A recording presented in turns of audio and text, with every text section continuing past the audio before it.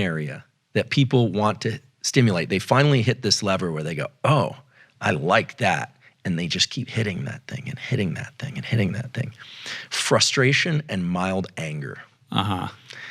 And I saw that result. That's the choice. I could be drunk, I could be happy, I'm gonna choose frustration and anger. Exactly. Wow. What that told us is it's clearly tapped into the dopamine reward system. It feels like a hit of dopamine to them more than anything else. So we need to put that on the shelf and keep it visible as we kind of march into this a sort of answer to your question.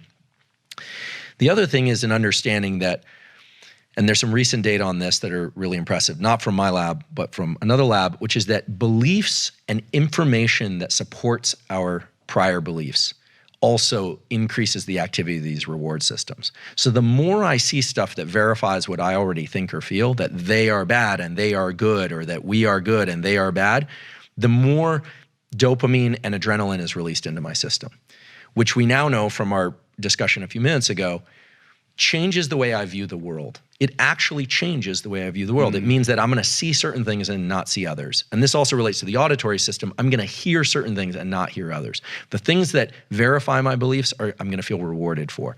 The things that are counter to my beliefs, I'm not gonna be as rewarded for. So we have all these barricades to empathy and to really listening and to really hearing what the other side is trying to say. And we have all these support networks in our body and our brain, which are building a bigger and bigger divide. Now that's all very depressing. So the question is, what's the boat that's gonna get us across that divide? And I believe, and I'm not just defaulting to this because it's what my lab works on, but I fundamentally believe that the boat that's gonna get us to the other side is our ability to control our internal state, to be able to ratchet down our level of autonomic arousal just enough so that I can dilate not just my vision of what's happening in my immediate environment, but I can dilate my cognition, my thinking, to the possibility that there may be a kernel of value in what somebody else is saying, even if it's about me and I don't like what I'm hearing. Now, as somebody who spent time in the addiction treatment community, you probably know this is a lot of what you get good at as you learn to move through something that to you feels very good.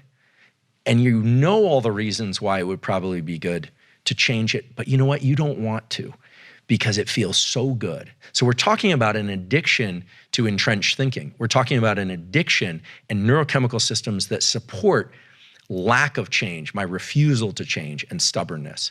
And I actually think, just like for the treatment of addiction and trauma, the key is to get people to learn